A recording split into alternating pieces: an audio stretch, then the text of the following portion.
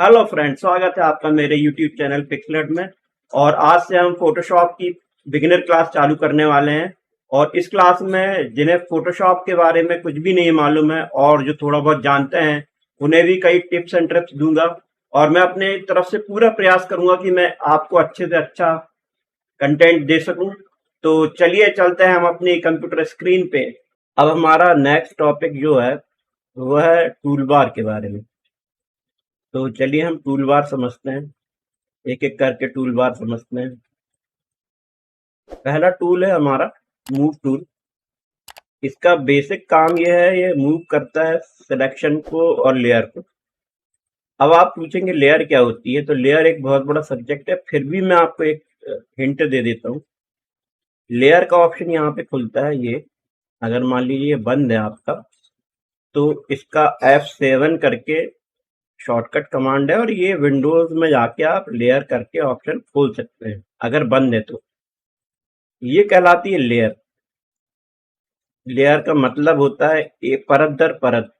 इसी तरह से फोटोशॉप में ये एक बहुत बढ़िया फीचर दिया हुआ है कि हम अपने हर सब्जेक्ट को एक लेयर में अलग से रख सकते हैं और उसको अलग से मैनिपुलेट कर सकते हैं, उसका कलर चेंज कर सकते हैं, उसमें कुछ भी ग्राफिकल काम कर सकते हैं। और लेयर में काम करने का सबसे बेनिफिट जो होता है वो ये होता है कि आपकी बाकी, अगर मान लीजिए एक लेयर डिस्टर्ब हो गई तो आपकी बाकी लेयर डिस्टर्ब नहीं होती। तो चलिए मैं आपको थोड़ा सा बता देता हूँ। ये लेयर ऑप्शन यहाँ खुला हुआ है, ये देखिए प्लस का निशान है। जैसे ही मैं क्लिक करूंगा ये यहाँ पे आके इसने एक नई लेयर बना दी। अब ये नई लेयर बना दी, ये सिलेक्टेड है।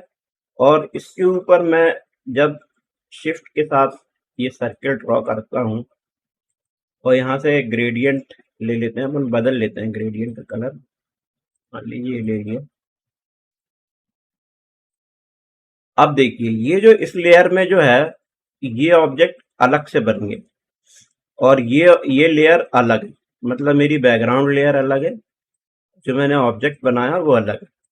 अब देखिए मूव टूल का काम क्या है। मूव टूल का काम है, जब मैं मूव टूल पे जाता हूँ तो मैं इस लेयर को इंडिविजुअली कहीं पे भी शिफ्ट कर सकता हूँ। तो आपको ध्यान से हमेशा याद रखना है कि जब मैं कोई भी ऑब्जेक्ट बना रहा हूँ या फोटो मैनिपुलेशन कर रहा हूँ तो मेरे को हर काम के लिए एक अपनी इंडिविजुअल एक लेयर बना के रखनी है। तो ये मूव टूल का काम हो गया, तो डिलीट कर देते हैं। नेक्स्ट टूल में हम चलते हैं, तो ये मार्की सिलेक्शन टूल कहलाते हैं। तो इसका मेन काम क्या होता है, सिलेक्शन करना होता है। मान लीजिए मुझे यहाँ पे एक सर्कल ही ड्रॉ करना है, तो मैंने ये सिलेक्शन कर दिया, ऊपर गया और यहाँ से इसमें ग्रेडियंट भर दिया जैसे मैंने पहले बताया। ये देखिए अब ये मेरा एक ऑब्जेक्ट बन गया। दूसरा काम क्या होता है, मान लीजिए आपके पास कोई ऐसी इमेज है, मैं इसको फ्लैटन कर देता हूँ पहले। जो बैकग्राउंड और आपका ऑब्जेक्ट एक साथ है, पर आप चाहते हो कि इसका सिलेक्शन करके मैं उसको अलग कर दूं, तो मैं शिफ्ट के साथ एक सिलेक्शन बनाऊंगा।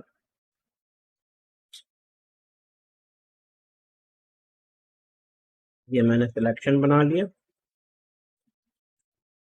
और इसको यहाँ से कट, कॉपी, कुछ भी कर सकता हूँ, तो मैं कॉपी करता हूँ फिलहाल और इसको पेस्ट कर देता हूँ। तो ये देखिए यहाँ पे एक नई लेयर बन के आ गई है उस सिलेक्शन से अलग होके। अब आपको समझ तो नहीं आ रहा होगा कि ये दो लेयर हो गई। तो अब मूव टूल को देखिए, मैंने यहाँ से मूव किया तो ये मेरा दूसरा ऑब्जेक्ट तैयार हो गया। तो इसका मेन काम ये है। तो इसका जो, जैसे आपने सर्कुलर सिलेक्शन देखा, ऐसे ही इसमें एक रेक्टेंगुलर सिलेक्शन है। मान लीजिए मुझे इसको रेक्टेंगुलर सेलेक्ट करना है, तो मैं इसको सेलेक्ट कर सकता हूँ। कंट्रोल सी कंट्रोल वी से कॉपी और पेस्ट हो जाता है। कंट्रोल सी से कॉपी होगा और कंट्रोल वी से पेस्ट होगा। तो ये देखिए ये मेरा एक अलग से यहाँ पे सिलेक्शन बन गया, एक नई लेयर बन गई। इसके बाद हमारे पास जो टूल आता है वो लासो टूल आता है। इसका उपयोग जो है वो आप रफ सिलेक्शन करने के लिए कर सकते हैं। ठीक है, मैंने सिलेक्ट कर दिया, रफ सिलेक्शन हो गया इसमें। अब जब मैं ये सिलेक्शन कर रहा हूँ तो मैं आपको इसकी प्रॉपर्टीज के बारे में बताता हूँ, जो कि प्रॉपर्टीज यहाँ खुलती हैं आपकी इस मेन्यू बार के नीचे। ये प्रॉपर्टीज हैं इस सिलेक्शन बार की। जैसे ही आप कोई भी सिलेक्शन सिलेक्ट करोगे, इनकी प्रॉपर्टीज यहाँ पे खुलती जाती हैं। तो मैं अभी लासो टूल में हूँ और अभी जो मैंने बनाया वो जनरल सिलेक्शन बनाया। अब मुझे ऐड करना है सिलेक्शन। ठीक है, तो मैं इस वाली विंडोज को सिलेक्ट करूंगा और मैं चाहता हूँ कि एक सिलेक्शन इसमें और जुड़ जाए। तो ये देखिए एक सिलेक्शन जुड़ गया। इसी तरह से मैं अगर उसको हटाना चाहता हूँ तो मैं ये माइनस कर दूंगा, तो यहाँ से ये सिलेक्शन माइनस हो गया। इसी तरह से अगर मैं चाहता हूँ कि जो मैं सिलेक्शन बना रहा हूँ उस सिलेक्शन के अंदर बस सिलेक्शन रह जाए, अंदर का सिलेक्शन रह जाए, बाकी बाहर का हट जाए, तो वो भी यहाँ से आप कर सकते हो ना। इंसर्ट सिलेक्शन कहलाता है ये। चलिए मैं कंट्रोल Z करता हूँ, वापस आता हूँ अपने सिलेक्शन में। अभी जो मैंने आपको काम करके बताया उसी को हम अगर कीबोर्ड के थ्रू करना चाहेंगे तो कैसे करेंगे। तो अगर आप शिफ्ट दबाएंगे तो ये देखिए आपको प्लस का निशान बन गया और ये सेलेक्ट हो गया ऑप्शन। ये देखिए पहले पहले ये था, शिफ्ट दबाया तो ये यहाँ आ गया और ये मैंने जोड़ दिया। ऑल्ट दबाऊंगा तो ये माइनस पे चले जाएगा। ये देखिए माइनस पे आ गया। ऑल्ट दबा के ये माइनस पे आ गया, ये हटा दिया मैंने, माइनस हो गया। और शिफ्ट और आल्ट एक साथ दबाऊंगा मैं तो मेरा ये देखिए ये वाला ऑप्शन पे आ गया और जो इंसर्ट ऑप्शन है वो चालू हो गया। तो आप इस तरह से भी कर सकते हैं सिलेक्शन। इसी सिलेक्शन में आपको एक सिलेक्शन और मिलेगा, पॉलीगॉन लॉसो वाला। ये आपको स्ट्रेट फॉरवर्ड लाइनें देगा, मतलब स्ट्रेट लाइन का सिलेक्शन बनाएगा आपके लिए। इसकी भी सारी प्रॉपर्टीज वही हैं जो मैंने आपको ऊपर बताई और उनके शॉर्टकट भी वही हैं जो आपको मैंने बताया। इसके अलावा यहाँ पे एक मैजिक वेंट टूल है। अभी मान लीजिए यही ऑब्जेक्ट है, जब मैं इसके इर्द गिर्द ये चलाऊंगा,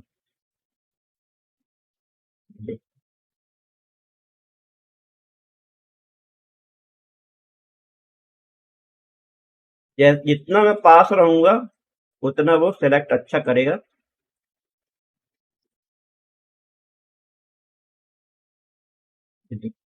सिलेक्शन बन गया। अभी देखिए मैं फिर से बताता हूँ, मैजिक लासो टूल कहलाता है ये ऑब्जेक्ट सिलेक्शन के लिए। तो इसकी एक टेक्निक है वो मैं आपको बता देता हूँ। आप क्या कीजिए, जिस ऑब्जेक्ट काटना है उस ऑब्जेक्ट के अंदर अपना कर्सर रखिए और इसको फिर धीरे धीरे उस एज के बिल्कुल अराउंड चलाइए, धीरे से, बाहर नहीं जाना, अंदर नहीं आना।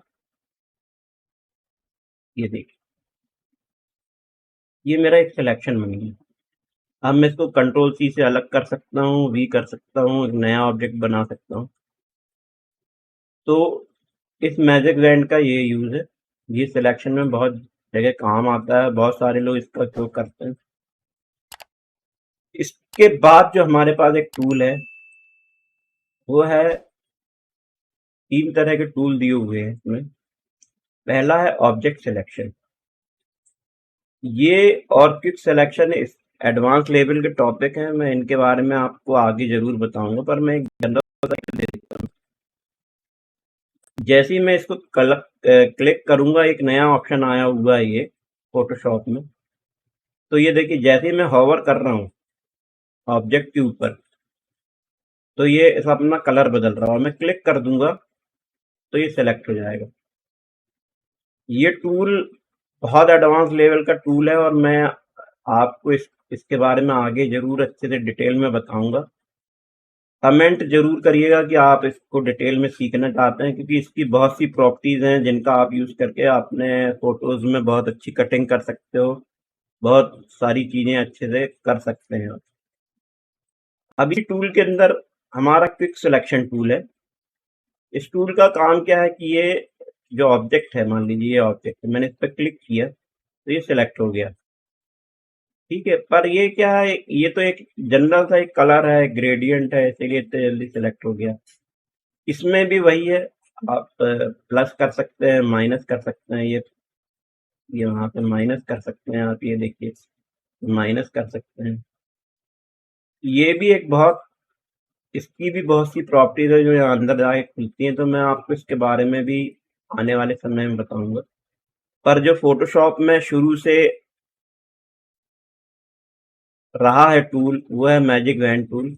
इसके बारे में बताता हूँ मैं आपको। ये टूल फोटोशॉप की शुरुआती दौर से ही फोटोशॉप में है। इसका काम क्या होता है, ये पिक्सल को सेलेक्ट करता है। मान लीजिए मैंने यहाँ पे क्लिक कर दिया तो ये इसने ब्लू कलर के पिक्सल पकड़ लिए। बाकी सारी चीजें वही हैं, आप यहाँ से एक्सट्रैक्ट, ऐड, एक्सट्रैक्ट ये सब कर सकते हैं। ठीक है, शिफ्ट दबाएंगे तो प्लस हो जाएगा, तो आप प्लस कर सकते हो ऐसे करके। ठीक है, ऐसे ही आप ऑल्ट दबाएंगे तो माइनस कर सकते हो, आप ये माइनस कर सकते हो, ये देखिए माइनस हो गया। वो जो आपको सिलेक्शन वाले टूल बताए थे वो वही है। अब मैं आपको एक नई चीज बताता हूँ, टॉलरेंस।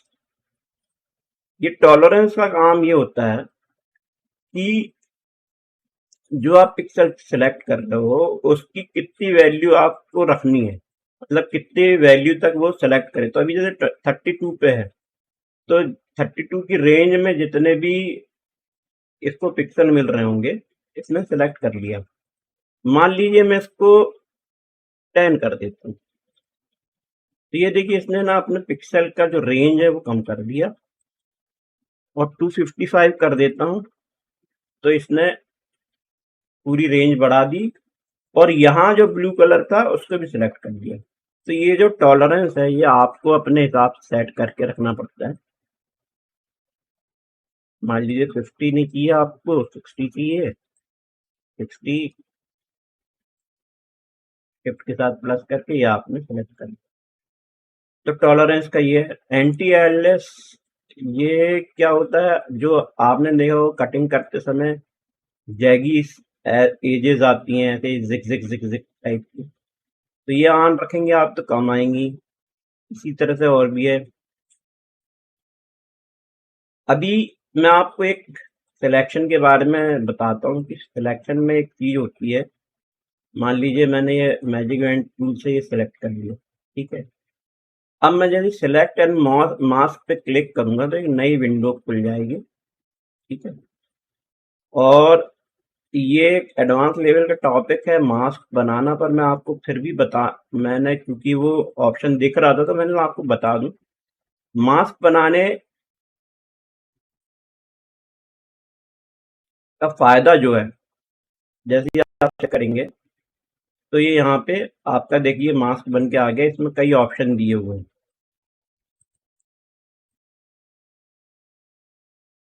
तो आप यहाँ से अपने सिलेक्शन को स्मूथ फेदर डाल सकते हैं, इसमें कंट्रास्ट कर सकते हैं, शिफ्ट एजेस कर सकते हैं, मतलब अंदर की तरफ चली गई, बाहर की तरफ चली गई, ये एजेस सेलेक्ट कर सकते हैं, बहुत सारी चीजें कर सकते हैं। और इसका आउटपुट आपको क्या चाहिए वो आप यहाँ पे बता सकते हैं। तो जैसे मैं लेयर मास्क बनाना चाहता हूँ तो मैंने यहाँ पे लेयर मास्क सेलेक्ट कर दिया, ओके कर दिया। तो ये देखिए बाकी बैकग्राउंड कट गया, जो मैंने वहाँ सेटिंग की थी ब्लर की और फेदर की और वो सारी चीजें वो हो गई। और ये मेरे पास यहाँ पे इसका मास्क बन के आ गया। अब ये जो मास्क बन के आया है, ये इमेज अभी कटी नहीं है, इमेज अपनी जगह है, इमेज अपनी जगह है, पर उसके ऊपर इन्होंने मास्किंग कर दी है। अब क्या है, मैं इस मास्किंग को बार बार यूज करके मान लीजिए मुझे फिर से कुछ चेंज करना है इधर पे, तो वो मैं यहाँ से इजीली कर सकता हूँ मास्क का यूज करके। और मुझे लगता है कि नहीं यार मेरा बैकग्राउंड ठीक था, और मैं फिर यहाँ से डिलीट कर सकता हूँ मास्क को। अपने डिलीट हो गया तो मेरी इमेज जहाँ की तहाँ वापस हो गई। पर अगर यही मैं कट करके पेस्ट कर दूं और फिर आगे बहुत चले जाऊं, मतलब 8-10 चीजें और कर दूं, और फिर मैं चाहूं तो बामुश्किल वो चीज़ वापस आती है, तो इसलिए लेयर मास्क का उपयोग जो है वो इसलिए होता है। तो ये लेयर मास्क जो है आपको एक यहाँ पे मिलता है और यहाँ से भी आप मास्किंग कर सकते हो कि सिलेक्शन किया आपने, ये सिलेक्शन किया और यहाँ पे चले गए तो यहाँ से भी मास्क बन जाता है। आप चाहे यहाँ से बना लें, चाहे यहाँ से बना लें। ये दोनों ऑप्शन दिए हुए। चलिए मैं डिलीट कर देता हूँ ये मास्क को। मास्क एक बहुत बड़ा सब्जेक्ट है, इसके बारे में हम ज़रूर आगे पढ़ेंगे क्योंकि हमको जो काम करना है वो अपना नॉन डिस्टर्बिंग करना है। बार-बार क्योंकि फ़ोटोशॉप में बहुत सारी चीज़ें बार-बार हमको अलग तरीके से करनी होती हैं, अलग बैकग्राउंड बनाने होते हैं, तो मास्क एक बहुत अच्छा ऑप्शन है। इसके बारे में एडवांस में ज़रूर पढ़ेंगे। आप मुझे कमेंट करके बताइए आप ये पढ़ना चाहते हैं कि नहीं। चलिए ये यहाँ से हमारा सिलेक्शन टूल खत्म होता है। इसके बाद हम क्रॉप टूल पे जाते हैं। क्रॉप टूल को जैसे ही क्लिक करते हैं तो ये देखिए आप यहाँ पे एजेस बन के आ गई। तो इनको शिफ्ट करके हम इस इस इमेज की साइज को चेंज कर सकते हैं। ये क्रॉप हो गया, ये देखिए। पर जैसे ही क्रॉप टूल में आप क्लिक करेंगे तो यहाँ पे आपको एक विंडोज नजर आएगी जो प्रॉपर्टीज विंडोज है इसकी। ठीक है, इस विंडो का यूज करके आप अलग अलग फॉर्मेट के, जैसे मेरे 4x5 की मान लो इमेज बनाना है, मैं यहाँ पे क्लिक कर दूंगा तो ये देखिए यहाँ पे ना रेशो ने सेलेक्ट कर दिए 4x5 का 300 रेजोल्यूशन है और मैं क्लिक करूंगा तो ये 4x5 की फाइल मेरी बन गई। अभी क्या है, मैं चाहता हूँ कि रेशो मैं डिसाइड करूँ, तो वो भी आप कर सकते हो। रेशो आप डिसाइड कर सकते हो। जैसे ये 4x6 की फाइल है तो मुझे इसको 4x6 की फाइल बनाना है, पर मेरे को इसको अपोजिट कर देना। तो ये देखिए मैं इस पे जब स्विच पे जाता हूँ तो ये स्विच हो जाती है इमेज। अब मुझे इसको 12x18 बनाना है, मान लीजिए 12x18। ये देख रहे हैं आप, ये मेरी 12x18 की फाइल बन गई। क्या किया मैंने, विड्थ और हाइट का रेजोल्यूशन लेके 12x18 और 300 रेजोल्यूशन सेट कर दिया तो मेरी ये फाइल इतने साइज की बन गई। तो आप यहाँ से अपना रेशो सेट कर सकते हैं, अलग अलग रेशो सेट कर सकते हैं। ये एक एडवांस ऑप्शन है इसमें आपको क्रॉपिंग में, जिसके लिए आप पर्सपेक्टिव का इसमें ये पर्सपेक्टिव ऑब्जेक्ट के लिए आप इसको यूज कर सकते हैं। मान लीजिए मैंने सेलेक्ट कर लिया,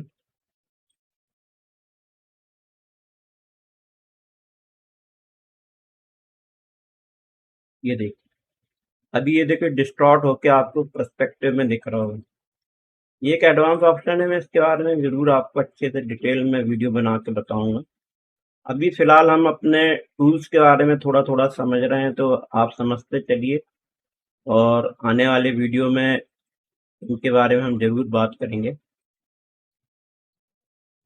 तो चलिए मैं इसको बंद कर देता हूँ फिलहाल, ऑफ करके, या खुले रहने देते, क्या दिक्कत।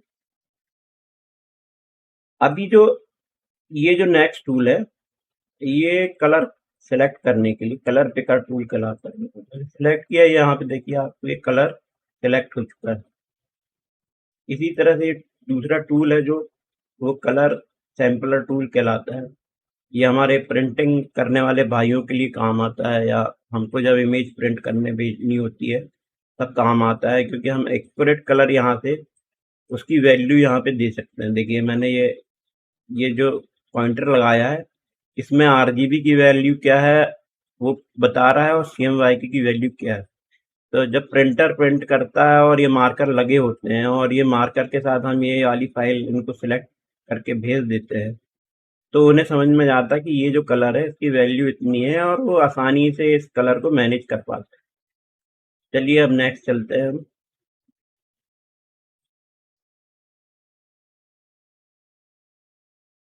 ये जो टूल है आपका, तो कहते हैं स्पॉट हीलिंग ब्रश टूल।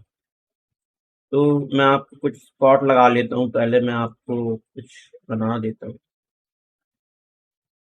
ये मैंने यहाँ पे स्पॉट लगा लिए अलग अलग। ये देखिए ऐसे।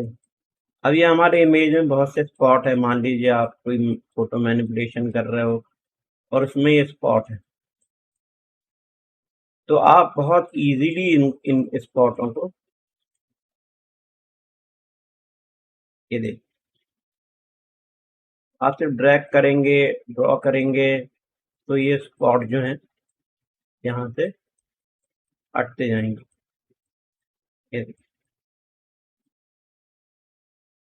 देखिए मेरी इमेज क्लीन हो गई। इसी तरह से इसका नेक्स्ट टूल है। ये बहुत सारे स्पॉट लगे हुए हैं। मान लीजिए एक दूसरे कलर का स्पॉट मैं यहाँ लगा देता हूँ। चलिए, आपको लग रहा होगा कि अभी मैं सिलेक्ट करता हूँ इसको ऐसा। ये देखिए स्पॉट यहाँ से गायब हो गया।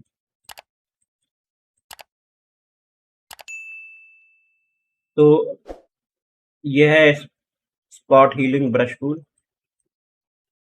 इसकी सेम कॉपी ये है, हीलिंग ब्रश टूल कहलाता है ये। इसका काम भी वही है। आपको एक बार सैंपल लेना होता है। इसमें क्या था, आप सीधे उस पे क्लिक करके आप वो कर दे रहे थे, पर इस टूल में क्या होगा, पहले आप सैंपल लेंगे और फिर उसके बाद उसको चलाएंगे। मैं आपको बता देता हूँ कैसे। चलिए मैं इस पे फिर से स्पॉट बना लेता हूँ। ये स्पॉट बन गए हैं बहुत सारे। अभी इस टूल का काम क्या है, ये देखिए मैंने जैसे ही ऑल्ट दबाया तो ये कर्सर मेरा देखिए चेंज हो गया। ये देखिए कर्सर चेंज हो गया ना। अब मैं इसको क्लिक कर देता हूँ। क्लिक कर दिया। अभी मैं ड्रैग करूंगा जहां, तो जहां मैंने वो बनाया हुआ है, अपना एरिया बनाया हुआ है, उस एरिया के आसपास ही वो उस एरिया को, ये देखिए। तो इसका काम ये है, ये जब आप स्किन रीटचिंग करेंगे और बहुत सारी चीजें करेंगे, आपको स्किन उठानी होगी अलग अलग वैल्यू की, तब ये बहुत काम आता है। तो चलिए हम चलते हैं अब अपने नेक्स्ट टूल की तरफ। इसके लिए भी मैं आपको बता देता हूँ, ये मैंने कुछ नीवन से दाग जैसे बना दिए। अब मैं चाहता हूँ ये जो है, ये एक साथ हट जाए। एक बड़े एरिया को सेलेक्ट करता हूँ मैं और उसको ले आता हूँ यहाँ पे। ये देखिए, ये हट गया। तो ये भी एक रीटचिंग में बहुत यूज होने वाला टूल है। पैच टूल कहलाता है ये। पूरा एक पैच आपका देखिए ये हटा देगा, जैसे ये फोटोशॉप भी बता रहा है। ये देखिए, ये कंटेंट अवर मूव टूल है। ये एक बहुत ही एडवांस लेवल का टूल है। इससे हम अपनी इमेज को बहुत जल्दी क्लियर कर सकते हैं और अनवांटेड जो चीजें होती हैं उनको हटा सकते हैं। ये एक एडवांस लेवल का टॉपिक है। मैं इस टूल को एडवांस में आपको समझाना चाहूंगा, क्योंकि ये इसके और भी प्रॉपर्टीज खुलती हैं, और आप अगर अभी बिगिनर लेवल में हैं, तो आप समझने में असमर्थ होंगे और आप कंफ्यूज हो जाएंगे, तो फिर ये टूल कभी यूज नहीं कर पाएंगे। इसलिए मैं इस टूल को अलग से आपको पूरा एक ट्यूटोरियल दे दूंगा। इसके बाद आता है हमारे पास ब्रश टूल। जैसे कि नाम से मालूम है कि ब्रश टूल का यूज क्या होता है, और इसी के नीचे पेंसिल टूल। पर ब्रश टूल में मैं आपको दो तीन नई चीजें बताऊंगा जो आपको शायद ना मालूम हो। तो चलिए हम बता करते हैं। ये ब्रश टूल मैंने यहाँ से लिए, यहाँ से जो कलर सिलेक्ट होगा मेरा, उससे एक ये ब्रश जैसा काम करेगा। ये तो एक नई एक बात हो गई। अब हम ब्रश टूल की प्रॉपर्टीज में जाते हैं। इसको जैसे क्लिक करेंगे तो इधर पे अलग अलग किस्म के ब्रश खुलेंगे आपके पास। ठीक है, और इन ब्रश का आप यूज करके अलग अलग इफेक्ट दे सकते हैं। जैसे ये देखिए अलग अलग इफेक्ट दे सकते हैं। इस तरह के कई ब्रशेस के प्रीसेट आपको बाहर मिल जाएंगे, बाजार में भी फ्री भी मिल जाएंगे। इनका आप यूज करके अपनी ड्राइंग और पेंटिंग और एडिटिंग में आप इनका यूज कर सकते हैं। अब आपको मान लीजिए अपना प्रीसेट बनाना है, ठीक है, तो ये आप यहाँ से सेव कर सकते हो। चलिए मैं आपको है ना एक ब्रश बना के बताता हूँ। जैसे ही मैं इस पे क्लिक करता हूँ, ठीक है, तो ये एक विंडो खुल जाती है। अभी ये सब बंद कर देते हैं हम, ठीक है, ये एक विंडो खुल गई। इसके बाद जब हम इसको ब्रशिंग करते हैं तो ये बता रहा है कि भाई ये साइज इतना है इसका, तो मैं साइज थोड़ा सा बढ़ा देता हूँ इसका, तो साइज बढ़ गया यहाँ से। हार्डनेस बढ़ा सकते हैं, स्पेसिंग बढ़ा सकते हैं। मान लीजिए मैंने स्पेसिंग बढ़ा दी और इसकी हार्डनेस बढ़ा दी, ठीक है, ये एक तरह का ब्रश मेरा बन गया। ठीक, अब इस ब्रश को मैं न्यू ब्रश प्रीसेट में सेव कर सकता हूँ। मैंने यहाँ पे क्लिक किया और अपना नाम डाल दिया निशांत, ओके कर दिया, ठीक है, और इसको विंडो को बंद कर दिया। अभी मैं ये ब्रश की प्रीसेट में जाऊंगा तो निशांत नाम का एक कोई ये ब्रश का प्रीसेट बन के आ गया। अब ये अपने आप में बहुत बड़ा टॉपिक है। मैं आपको ब्रश टूल कैसे, ब्रशेज अपने कैसे बनाते हैं, इसका एक नया ट्यूटोरियल बना के जरूर दूंगा। पर मैंने एक जनरल आपको बता दिया कि आप अपने यहाँ से इस तरह से मैनिपुलेशन करके अपना ब्रश बना सकते हैं। अभी देखिए जो मैंने ब्रश बनाया, अब वो ब्रश मेरा जैसा मैंने बताया था उसको कि ये प्रीसेट है, उस हिसाब से ही काम करेगा, ठीक है। अब आगे इसमें मोड आ जाते हैं। ये मोड भी बहुत काम की चीज है। ये दो जगह पाए जाते हैं। ये यहाँ पे विंडोज में पाया जाएगा और ये आपकी लेयर के ऑप्शन में भी मोड पाए जाते हैं। तो यहाँ से आप अलग अलग मोड यूज करते हैं। जैसे डिसॉल्व करोगे आप तो ये डिसॉल्व इफेक्ट दे देगा आपके ब्रश पे, बिहाइंड में पीछे चले जाएगा, क्लियर में ये क्लियर कर देगा। देखिए जो हमने पहले बनाया था ना ऊपर एक नई लेयर में, उनको क्लियर कर दिया उसने। इसके बाद डार्कन में जाओगे आप तो ये मल्टीप्लाई करेगा। एक मान लीजिए ये ले लिया मैंने स्पॉट, इसके ऊपर क्लिक करते जाऊंगा तो ये मल्टीप्लाई इफेक्ट देगा, मतलब डार्क होता जाएगा। इसका काम भी वही है, मल्टीप्लाई का इफेक्ट देना।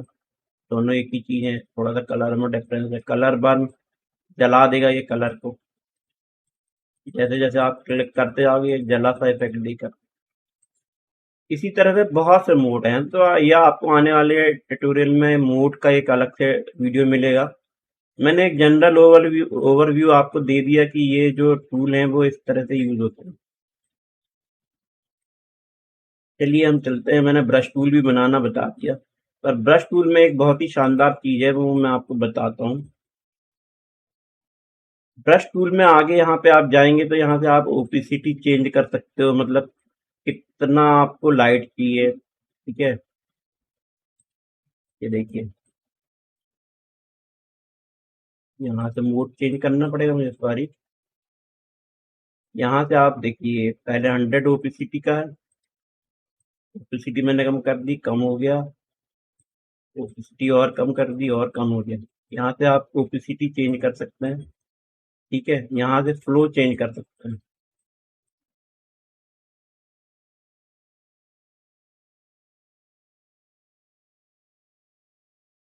सेम चीज है लगभग ये दोनों चीजें।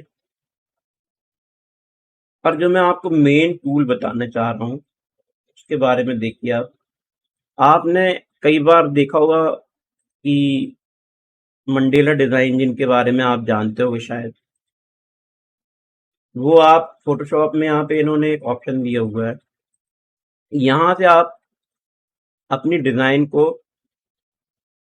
मिरर कर सकते हैं। देखिए जैसे मैंने ये क्लिक कर दिया, ठीक है, और अब मैं यहाँ से कोई डिजाइन बना रहा हूँ, ये देखिए मिरर हो रही है। चलिए ब्रश बदल लेते हैं हम अपना। अभी देखिए आप जो मैं यहाँ पे कर रहा हूँ उसका बैरियर सामने बनते जा रहा है। ठीक है, तो आप यहाँ इससे बहुत तरह की डिजाइन आप बहुत अच्छे से बना सकते हैं। इसी में बहुत सारे ऑप्शन दिए हुए हैं जो आप एक एक करके यूज करके देखिएगा। पर मैं आपको एक ऑप्शन बताना चाहता हूँ, मंडेला डिजाइन। तो इसकी वैल्यू मान लीजिए मैंने 6 कर ली। अब इसने मुझे 6 अलग अलग तरह की लाइनें यहाँ पे दे दी हैं, तो हम बहुत इजीली यहाँ से मंडेला डिजाइन बना सकती है। देख रहे हैं आप कितना इजी कर दिया है फोटोशॉप ने। तो इस तरह की आपने कई डिजाइन देखी होंगी, तो आप ये यूज करके इस टूल को आप बना सकते हैं। चलिए हम चलते हैं फिर से आगे। एक फाइल खोल लेता हूँ मैं। ये ब्रश टूल हो गया। स्पॉट हीलिंग, ये स्टैम्प टूल है, क्लोन टूल कहलाता है, क्लोन स्टैम्प टूल कहलाता है। और ये पैटर्न स्टैम्प, ये स्टैंपिंग का काम करता है। जैसे कि ये यहाँ पे बना हुआ है इसका मोनो, से ही आप समझ गए होंगे। तो चलिए मैं पहले आपको कुछ इमेज खोल लेता हूँ। ये काम करता है। ये इमेज खोल लिया मैंने, ये पीएनजी फाइल है। अभी मैं ये चाहता हूँ कि ये जो दिल का निशान है, इसका एक और वर्जन बन जाए।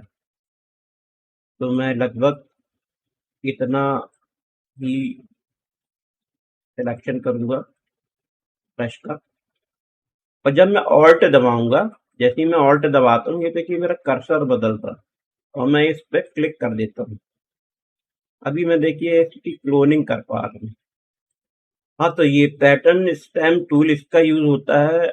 यहाँ पे पहले से बने हुए कुछ पैटर्न दिए हुए हैं, ये देखिए। यही आपके पैटर्न के तौर पे, आप एक बार पैटर्न बना लेंगे जिस चीज का, तो आप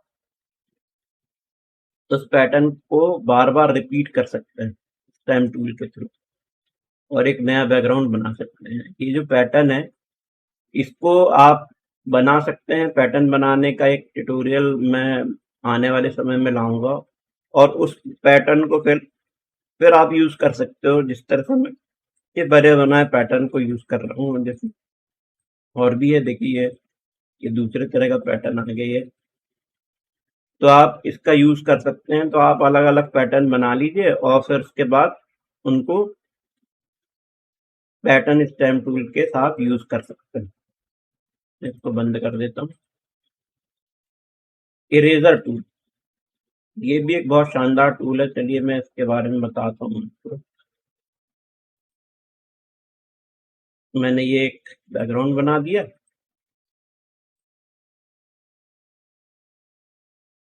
एक सिलेक्शन बनाया, एक नई लेयर बनाया, और यहाँ से मैंने इसका कलर ब्लू कर दिया। ये देखिए मैंने एक, और मैं इसको फ्लैटन कर देता हूँ, एक इमेज बना दूँ। अभी इरेज टूल जो है, ये मुझे इसका लॉक खोलना पड़ेगा। ये इरेज कर देगा और पीछे का बैकग्राउंड दिखाने लगेगा। एक जनरल इरेज टूल है ये, ठीक है।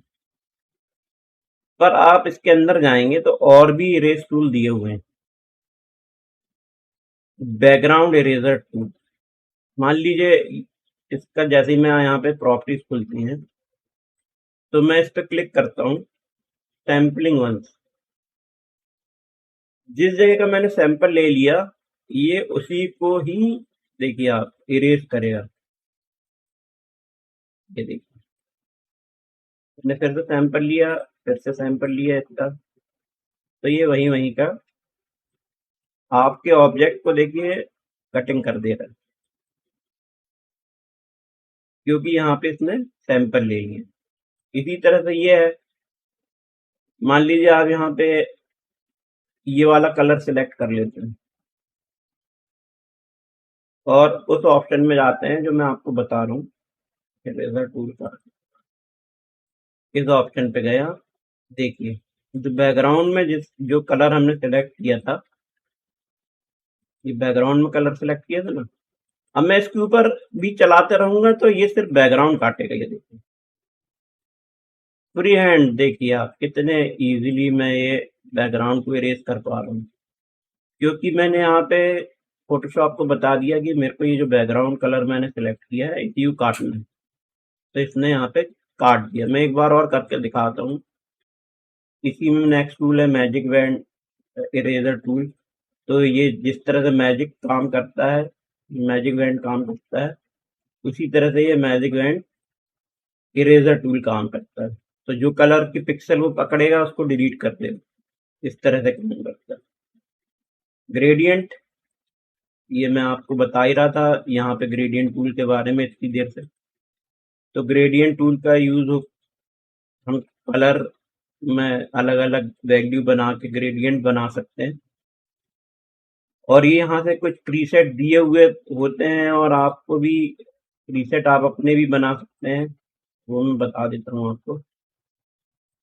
देखिए मेरे पास अगर आप चाहेंगे तो ये इतने प्रीसेट बने हुए रखे मेरे पास, इनमें से आप कोई चाहेंगे तो मैं आपको जरूर, आप डीएम करें मेरे को या मैसेज करें तो मैं आपको ये प्रीसेट दे दूंगा।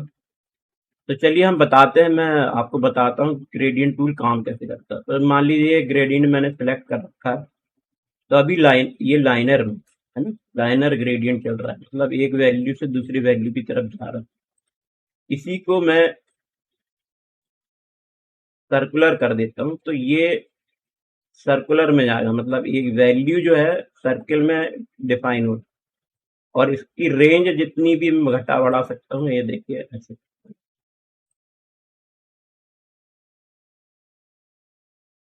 ये एंगल ग्रेडियंट हो गया, ये रिफ्लेक्टेड ग्रेडियंट हो गया, तो ये डायमंड ग्रेडियंट हो गया। तो ये सब चीजें आप यूज करके देखिएगा अलग अलग। चलिए मैं ये करके बता देते हैं सब। तो ये अलग अलग इफेक्ट देते हैं, मोड इसमें भी दिए हुए हैं, ओपिसिटी आप यहाँ से भी सेट कर सकते हैं। तो ये ग्रेडियंट हो गया आपका। ग्रेडियंट कैसे बनाते हैं इसके लिए मैं एडवांस ट्यूटोरियल जरूर बना दूंगा। ग्रेडियंट के बाद आता है एक हमारे पास स्मज टूल। तो स्मज टूल को समझने के लिए मैं अभी, समझ लीजिए, एक ये वाला ग्रेडियंट मैं फिलअप कर देता हूँ। मैंने फिलअप कर दिए, फिलअप कर दिए। ये देखिए मैं इस पर, जैसे हम अपनी उंगली से स्मच करते हैं कोई चीज, उसी तरह का ऑप्शन है। आप फेदर कर सकते हैं, मतलब इसको मिक्सिंग कर सकते हैं, एक तरह से आप कलर की मिक्सिंग बना सकते हैं, इफेक्ट बना सकते हैं अलग अलग तरीके की। ये देखिए आप।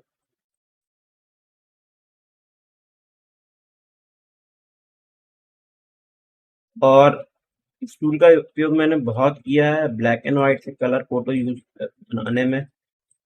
तो मैं आपको आने वाले ट्यूटोरियल में ब्लैक एंड व्हाइट से कलर जब यूज करूंगा, बनाना बताऊंगा आपको, तो मैं इस टूल का उपयोग बताऊंगा। ये बहुत ही शानदार टूल है, जनरली ये लोग यूज नहीं करते, पर मैं इसको फोटो को फिनिश करने के लिए बहुत यूज करता हूँ, और शायद ये मेरी अपनी खुद की टेक्निक है। तो मैं आपको जरूर बताऊंगा आने वाले समय में इसके बारे में। इसी तरह से ब्लर टूल है, जब मैं इसको क्लिक करके जहां जहां चलाऊंगा तो ब्लरिंग का इफेक्ट देंगे। ये आपको अभी समझ नहीं आ रहा होगा, मैं आपको एक इमेज में खोल के दिखाता हूँ।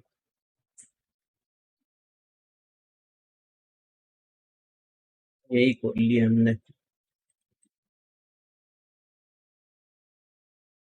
और ये ब्लर टूल पे गए, ब्लर टूल इफेक्ट, ब्लर हो गया ये। इमेज देखिए ब्लर हो गई। तो इसका यूज आप यूज कर सकते हैं। हाँ दोस्तों, ये मैं कुछ फाइलें भी देता रहता हूँ लोगों को, तो आप कमेंट करिएगा, मैं आपको जरूर ये फाइलें कुछ दे दूंगा, बनी बनाई पीएनजी फाइल, फोटो एडिटिंग के लिए और एल्बम एडिटिंग के लिए। चलिए, अब हम चलते हैं अपने नेक्स्ट टूल पे। दोनों टूल होगा, उसके बाद आता है शार्पन टूल। तो इसका काम है वही वही फाइल सबसे खोलते हैं हम। ये आपकी इमेज में शार्पनेस डाल देगा। शार्पन हो गई फोटो का उपयोग ये है। डॉज टूल, डॉज और बर्निंग, ये मैनिपुलेशन में बहुत काम की चीजें हैं। इससे आपकी ये फोटो देखिए लाइट हो रही है। और बर्न टूल से क्या होगा, ये फोटो की डिटेल वापस ब्लैक कलर में जाएगी। ये देखिए,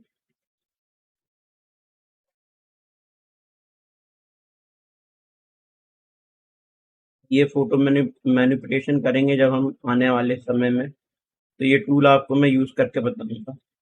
स्पंज टूल, ये क्या करेगा, आपकी कलर की वैल्यू जो है ना उसको हटा देगा। ये देखिए ब्लैक एंड व्हाइट हो गई, देख रहे हैं आप। ये टूल भी बहुत जगह यूज होता है। तो ये सारे टूल मैं आपको प्रैक्टिकली करके बताऊंगा, पर मैं अभी ओवरव्यू आपको देते जा रहा हूँ। इसके बाद आता है हमारे पास टेक्स्ट टूल। तो आप इसमें एक टेक्स्ट राइटिंग कर सकते हैं कुछ भी। और टेक्स्ट राइटिंग करने के बाद ये एक नई लेयर में आ जाता है। टेक्स्ट टूल में चलते हैं, यहाँ से आप इसकी फॉन्ट चेंज कर सकते हैं, अलग अलग फॉन्ट में ला सकते हैं। यहाँ से आप इसकी साइज चेंज कर सकते हैं। मान लीजिए मैंने 200 कर दिया, इस तरह से साइज चेंज कर सकते हैं। ये पैराग्राफ टूल है, तो आप यहाँ से इसके सेंटर अलाइनमेंट, ये अलाइनमेंट वाली चीज है, ठीक है। फिर टेक्स्ट टूल में आप जो एक काम और कर सकते हैं, वो आप को अलग अलग डिजाइन में यहाँ से कन्वर्ट कर सकते हैं। रैप टेक्स्ट कहलाता है ये विंडो। देखिए, आप कई तरह के टेक्स्ट को आप बना सकते हैं। आपने कई बार मोनो में देखा होगा, अलग अलग तरह के टेक्स्ट की स्टाइलिंग जो कहलाती है, वो आप यहाँ से कर सकते हैं। टेक्स्ट स्टाइलिंग कर सकते हैं।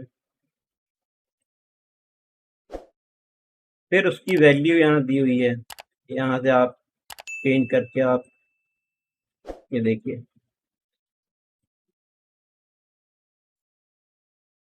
तो ये आपको सारी चीजें करके देखनी होंगी। आने वाले ट्यूटोरियल में जरूर मैं इसका ट्यूटोरियल बना के आपको बताऊंगा। यहाँ से आप पैराग्राफ वाली चीजें हैं, ये अलग अलग चीजें हैं। जैसे मान लीजिए मैंने ये लिखा हुआ है छोटे में, और मैं इसको बड़े में कन्वर्ट करना चाहता हूँ, तो मैंने यहाँ से बोल्ड किया और ऑल कैप्स पे क्लिक कर दिया।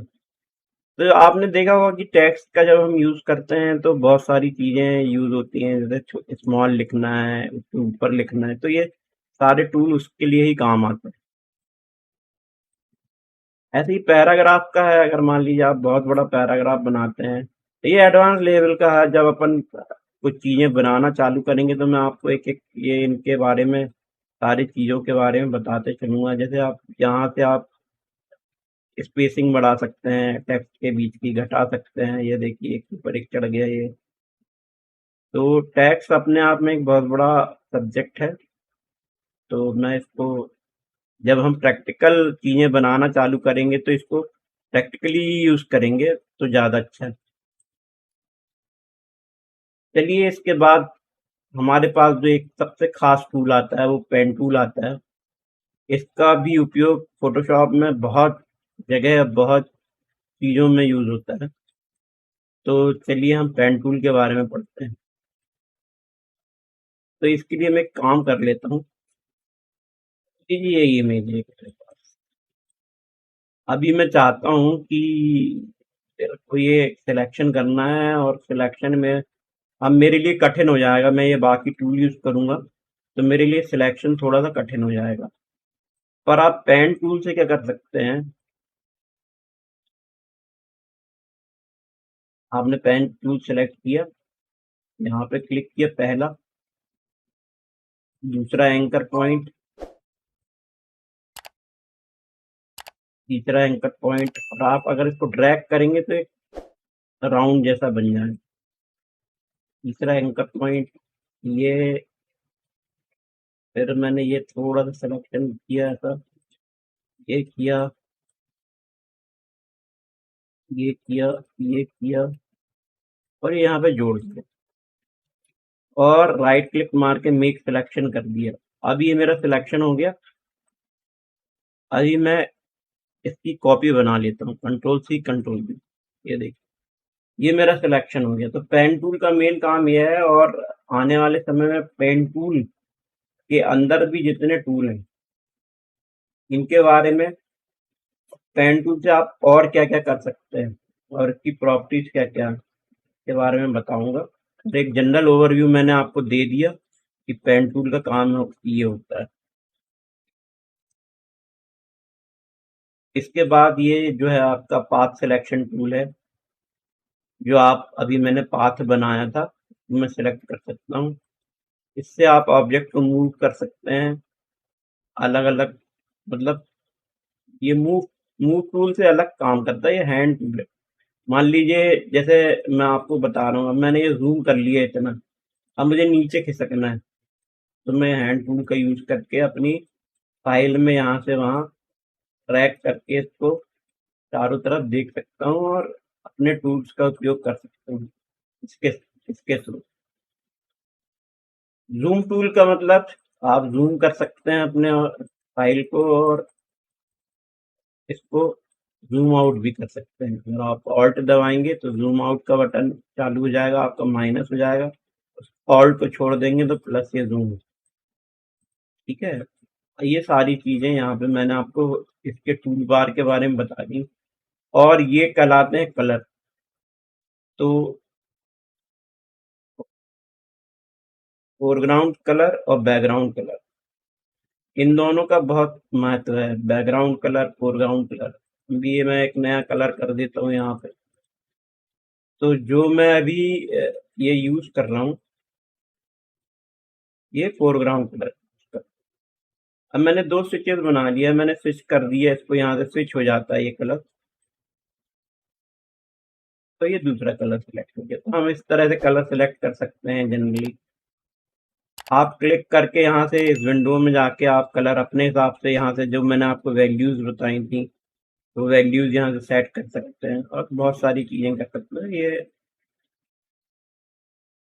तो ये जनरल टूल के बारे में आपको सारा नॉलेज दे दिया है। अब इसके आगे वाले ट्यूटोरियल में हम देखेंगे कि हम